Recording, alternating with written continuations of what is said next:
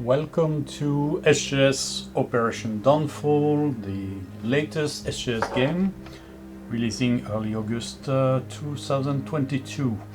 This game is about a potential operation that never happened in history but could, which was the invasion of Japan. If the bomb has not been used on Japan and the American has proceeded with their operation, then a major invasion of the Japanese island would have taken place in history. And the game offers an exploration of this situation. We will reduce, for the sake of the video, the sounds and music a little bit and proceed to the game. So the game comes with three scenarios. One being the start of the operation, the first landing in the island of Kyushu in the south of Japan. Another one is the coordinate scenario, which is the complete invasion of Japan. And the third one is the complete campaign game. And then you can see in each scenario a complete presentation of the reinforcements, situations, special rules, troops, design notes explaining why it's things are handled this way or another way. So we'll begin light with the Operation Olympic, which is the first part of the invasion. Because it's a bit less interesting, let's keep the Japanese played the AI by the AI, and I will play the allies. Let's start the game, and we have immediately after the loading part of the game a first situation. It's called turn 0 because it's a pre-turn where you have a presentation of the situation, what's going to happen, your objectives in the scenario, a reminder of what you have already read in the scenario. You can always reduce a message if you want to explore the map, or put it back on again, or if you want to proceed to the next one, just click here on the arrow. An explanation is that every game on turn 0 starts with options that slightly alter the situation, so it adds up to replayability of the game. So we will get 4 cards. Each of them has a cost in victory points indicated here, so you might spend a lot of them and then lose opportunities. I don't really know what I'm going to use, but for Olympic I will try something different. I will try to involve airborne troops and more armor as well. So this is my situation at the beginning, and the theater of operation are the island of Kyushu and Shikoku in the South Japan, as well as the southern tip of Honshu. The map here, the mini-map, allows to go quickly to one part or the other of the map, but in this operation only this one is used. We have different filters which are interesting here, showing who owns what. You see the Japanese hold everything at the start. Then we have the supply, which is quite important, because if you fail to get supply sources like ports quickly at the allies, then you will be just out of order in order to pursue the campaign. So this is interesting to check every time that you are asking question of what is the situation. Then you have here 2 filters. One is the air filters, is how many air units you can have in a given region. Basically it's 5 units. Each unit is worth 1 stacking point. It's more or less a few squadrons or many airplanes. So 1 stacking point, that means you have 5 units at most in one region, exception being the bases like Okinawa, the other island in the Pacific, or the US fleet, representing all the allied aircraft carriers in the region. And there's another filter here for land stacking, which is how many units you can put in the region.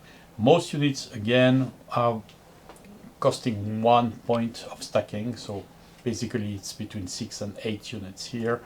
And if you want to know why some regions are costlier than others, you can check by your right click You get information on the region. You can see the terrain with information on the tooltip on what they will cost you in attack, defense, and various penalties. There's a summary here. You can investigate a region if you don't know where it is. Click on it, and the game zooms to the place. Same thing for the different region, like if I check Matsuyama, where is it? Oh, it's here. Okay, and then you can search also for your units. The thing being that you cannot search for enemy units, of course, because it would be detrimental to the fog of war. Other elements of the UI are here. The list, you can click here and you can check if events have already occurred or not. You can see the actual turn number compared to the total turn number and the date. Here the phase, the different phases of game. So we are at the start of the game, draw cards. Here you have access back to the menu, and here as a automatic tooltip you have the units and forces of both sides. So the Japanese strength looks impressive at the moment, so we will see what happens. So let's proceed and see technically. If we click on the next phase here, we will go to airbase return. On turn 0 there is nothing except playing option cards, so it's no big deal. A very useful reminder is about the supplied strategy for the allies, and you will see which region of provide you supply. As the ally, I can see in this operation that I must take Kagoshima in this section, which is this port here, or I can take also the small village here of Nichinan, which is here, and in fact an allied mulberry arbor, which is a supply source, will appear here. The allied units will start here in the beachheads, where they are supposed to be in supply provided by the invasion fleet. So when we have finished checking our options, the Japanese AI does the same. Something we'll come to explain later is this symbol here. So the Japanese checks the AI. Of course, you don't know what they have selected. You just see that they spend a lot on options because they didn't keep any victory points. And here, this little emblem, so of course here is a reminder of the cards. The Japanese took 2 option cards, we don't know which one, and nothing else happened because it's on purpose on turn 1. The cards to play during the game are drawn 2 at a time each turn, and they can be used very quickly, so you will see in the first turn how it works. This little icon here is the tension index, which is called the peace faction influence. Basically you win this game as the allies in 2 ways: either you conquer and destroy the Japanese defenses, or you put enough pressure and achieve enough objectives so that the peace party within the Japanese government forces the emperor to accept a surrender. So let's see what is next. And the game starts with reinforcements, and we receive US Navy fire support. Well, those units are interesting units. They are kind of naval units. We will come to that later. Which represent the gunfire of the heavy battleships and cruisers of the US Navy. Operation Thor is a code name for the airborne attack plan in this operation. So we will see what the game asks.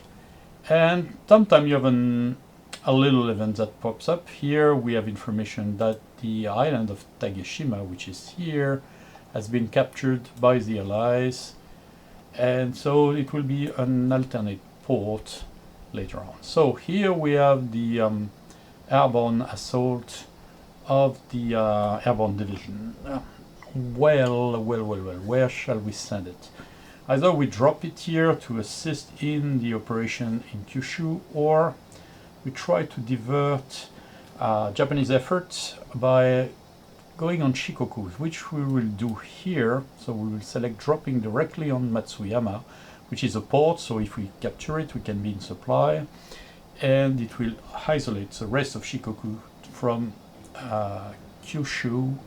So strategically it's a good move, and we will select this one.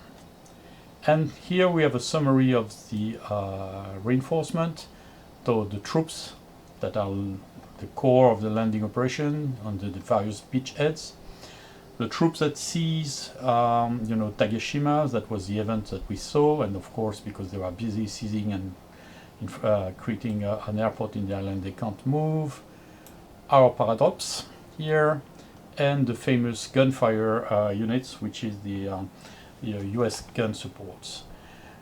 And we are all set. So a reminder of our supply strategy, so we don't forget what is important for us. And of course, during this campaign, there were a lot of expectation that the Japanese would send kamikazes, either air kamikazes or even submarines or motorboat kamikazes to try to attack the Allied fleet. So this is going to happen almost every turn, and what it does in game term is just like damaging your shipborne air units or reducing their activity by making them immobilized. It doesn't freeze them by itself, but it represents the fact that ships are forced to move out of station and therefore are not present to support the invasion. This will last a long time unless we manage to have the Japanese control fewer than 13 cities, which is going to take a lot of time. So as you see, the kamikaze make some attacks, and some of our airborne, shipborne units, Royal Navy or US Navy, are damaged. Another important thing is about the strategy bombing. You will see we have a lot of B-29 units in Tinian and Okinawa. These forces are supposed to be bombing heavily Japanese cities and industry. Therefore, in the military campaign here, they are almost useless attacking traditional mobile units. So they will do almost zero result in the game. Unless they attack fixed defense like bunkers, trenches, obstacles, fortification, etc. So a good strategy could be to spot those units by some of your airplanes and then send the bombers to just carpet bombing everything. So here we are, and we start with the first operation, which is which part of the operation, which is the air and naval bombardment. So my goal is to support my invasions as much as I can with my air units, because they are critical to attacks. And to succeed, I need to find the best situation. So I will send some troops to support first. Okay, let's send 5 air units here from the carriers to support the invasion of Matsuyama. They will be quite useful. Oh, there is some anti-aircraft fighting, so I may take some damage during the flight. Something I will do, because I feel it's important to gain. No, I think I will be enough with the Air Force here. I'll send another stack here, so I'll select the Royal Navy guys, and I'll send them to support, let's say, a landing here in Nichinan. And those remaining units will go here to attack. No, let's attack here. I'll try to capture these 2 regions. Now, what shall I do with these units, the gunfire? I think they're quite useful. In fact, when they attack, they have a good firing power, and then they just disappear, but they come back every turn, so it's interesting. The same feature was used in Pacific D-Day, and it's quite useful. The very good point here, if you check with the air stacking, is that those don't count in the air stacking limits, so it's quite useful. And another interesting point is that they never get let's say, intercepted. So, where shall I send those one? Matsuyama or here? Okay, I'll try here. Okay, another way of moving, like not click and drag, is just like right click on the stack and left click on destination. It's very useful when the map is a bit cramped, like here you have a lot of units. As you see, I have 3 air units here, and the 3 gunfire are not counting. So I feel okay with this. But now, do I have still some units? So I can click on this little symbol, blinking one here, which shows which unit of the air and naval bombardment phase I have not moved yet. And I have all those units here. So it's quite interesting. So I will send a lot of fighter bombers because they participate in every round of the battle. Okay, I have only 3. I'll take 2 bombers as well. And those will go for directly to... Oh my god, a mistake. So I made a mistake here, wrong execution. I bombard a place which is not the one I planned to invade initially. So I am in trouble, but anyways, that's the game. So let me send those units here. And what else do I have here? I have air units. Fighters are tricky. I'll use them later on. Here I still have 4 heavy bombers. Okay, let's drop them here. They won't do much. That is still okay. And then I will use the P-29s here to try to catch some Japanese defense in the rear, if there is any, to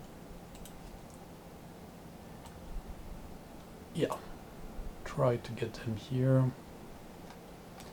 I did not do the optimum movement here. I think I was a bit weak in my placement, and this error here may cost me the battle, so I'll see what's going on. Some trick I can do with the fighters, it's a double-edged sword, but it can be interesting, is to make them, let's say, run to Japanese bases and try to catch whatever air units the Japanese here.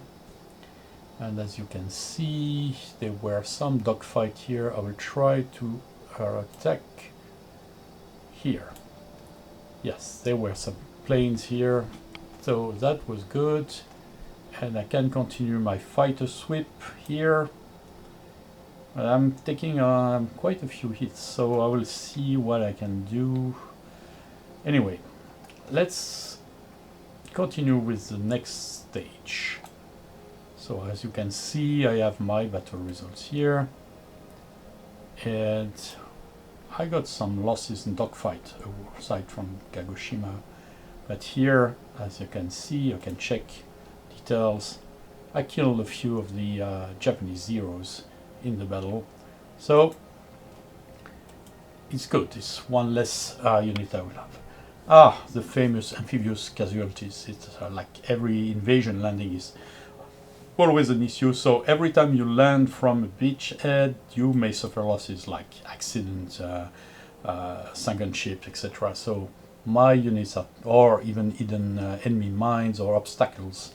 So I got some hits on my troops. And then I have the land movement step here, as you can see. Here I can see, okay, there was a reason, a reminder of the event. And here I have patrols. You can even one enemy stack anywhere on the map. It's not useful right now, I'll see later. So now I have my land movements. So what is my goal? Well, difficult, but I'll try here. Okay, here I have this unit will go here, and this unit will go here. This is a bit dangerous, but I'll see. And the only one which is the really risky thing will be here to Kagoshima. So I don't have many stacks to move here. My 3 main beaches of Olympic are here. So let's proceed with the next stage, which is the battles. So it's important to choose in which order you solve the battles, because they have impact on the rest, and especially retreat, as you cannot retreat in a region with unresolved battles, or you cannot intervene here. So for example, I can try this battle here. You know, if I don't know where is the place, because the Japanese names are sometimes difficult, then the game shows me when I click on the battle location. If I want to start it, I just click here, and then I see the phases. So you have the battle here. It starts with air support. It won't do much more than that because I only have air support units. And here I put the sliders here to very slow animation. I will make it a bit faster because otherwise it will take ages. And then we will launch here. As you can see, I didn't do much. There are no troops on the ground, so I just wasted my air support here. So it's a bit ridiculous. Let's see the real battles here. I have one here in Miyazaki. So let's find Miyazaki. It's here. Solve it. Wow, a lot of things. So here I won't use much of my things because of my mistake. I need to keep most of my assets for the other battle. So I will try this battle without cards. Let's see what the AI is playing. Whoops. Oh, hard. So we'll see. Let's bombard. Nothing happens. Then artillery. The Navy is doing fine. The bad is that some of the loss were cancelled by the Japanese card. So now you see, because I put the triggers here, the battle continues without me having to click. So if you put it to the extreme left part of the sliders, it will be almost automatic. If I do like this, the battle will go here. You will see that if I am willing to, I can retreat with my units. At the moment, it was good. I didn't retreat and didn't use much cards. So the Japanese have just retreated because they broke under battle. This is something which is very important, and we will go to one of the key battles here, Nichinan. This one is an important one where I will probably use some of my cards. Let's put the I will put the sliders to maximum, so I have the opportunity to take my time and check here. I can take one less hit. It is interesting because I don't have so many troops. And I will take one of this and one of this. 3 cards. And we will see what's going on. Okay. The Royal Navy is efficient apparently. Bombardment is good. I have one less hit because of my card, as you have seen here. The smoke screen. The fire.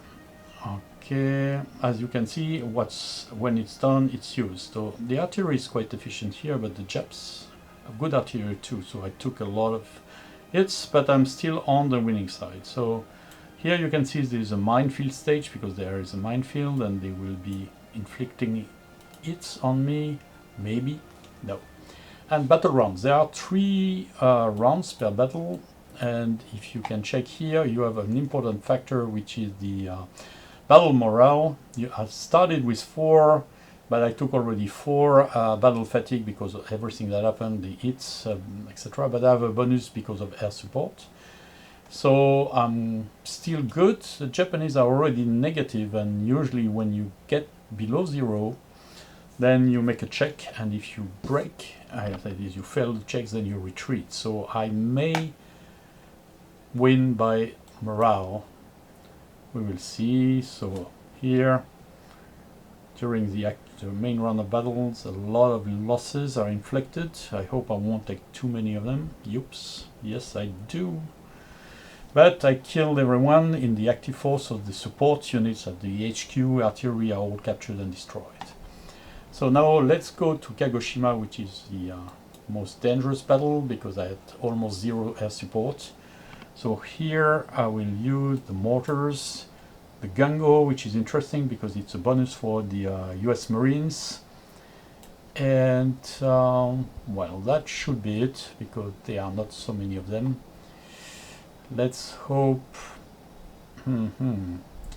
No, the direct naval fire could be interesting also because they have a lot of defense. So let's see what's going on here.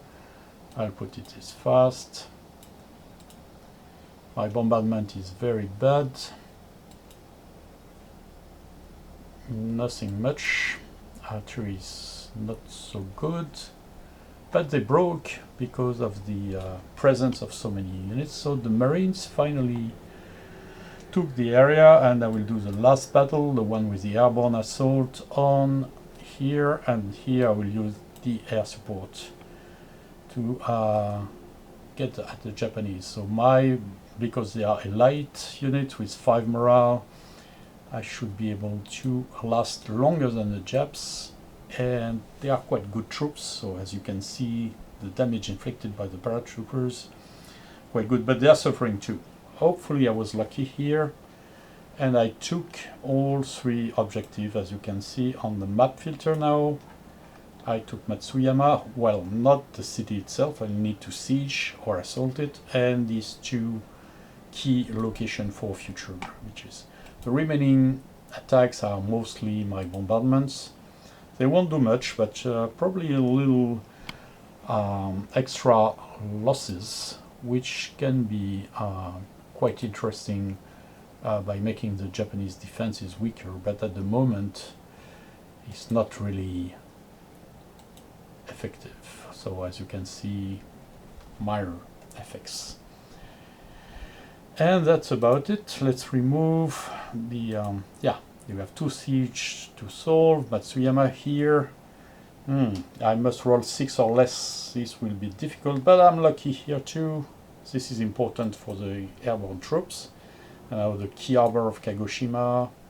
Let's hope the Marines will succeed. Yes, I was lucky too, because I had only 40% chance of success. So that was good. And I took back some victory points, so I'm on a good way. I will remove this control filter. And then now a key part, which is the air defense, that is to protect my troops against counterattacks. So we'll usually send 4 fighter bombers on each of the location to protect the troops. And I will send also, okay, here, now here. And as you can see, you can send your air units only on top of friendly units or structures. Okay. As you can see here, the strategic bombers are not being used, and this is due to the fact that they are focused on strategic bombing, so you cannot use them in air defense. This one is very damaged, so I won't send it in battle. I'll leave it in Okinawa. When you leave the planes in those areas, they get potentially some repairs. So I'll just send a few fighter escorts, just in the case the Japanese AI has the idea of sending a few airplanes and fighters to shoot at my planes. They are quite strong, so there's no big risk for me, but who knows. As you can see here, I can't send more because I'm already overstacked, except maybe the P-38 here could probably be interesting into Kagoshima. And I'm already set for the rest of my turn, so I think I can proceed with the end of the turn. And during the end of the turn, there are some replacements to be taken. I must absolutely support my land troops, and as you can see, the American division was severely damaged, and the 25th Infantry as well, so I have only 2 replacements. It represents the fact that having a lot of casualties and using them would bear a terrible cost in the public opinion in the US, so they are very rare and costly. And here, because of the end of the turn, I think I'm okay. So let's move to the next one. And this is a Japanese AI, so she gets a summary, which we can consult ourselves. You have different action, which is taken by the Japanese AI. She's landing back her units, checking supply. You can see here their troops here are out of supply, and as you can see, they are trying to send air unit to attack me. And if you check the dogfight, it was a clever idea to put a few fighters as they intercepted some of the Japanese unit. Not everything. It was not perfect, but it's okay. And now they are checking on me to see where they can attack me. I don't know if they are very aggressive. This screen here tells me about the AI replacement. It's because I'm playing with the beta version of the game. It's just before release. In the regular game you are not informed about this, of course. And now it's my turn, and I have a summary of my turn. And the Japanese in fact did not attack, which is not their game. They tried to probably bolster their positions along my line. So I think it's none of their interest to attack me that much. So we have done the first turn, and before continuing on second, we'll take a little break.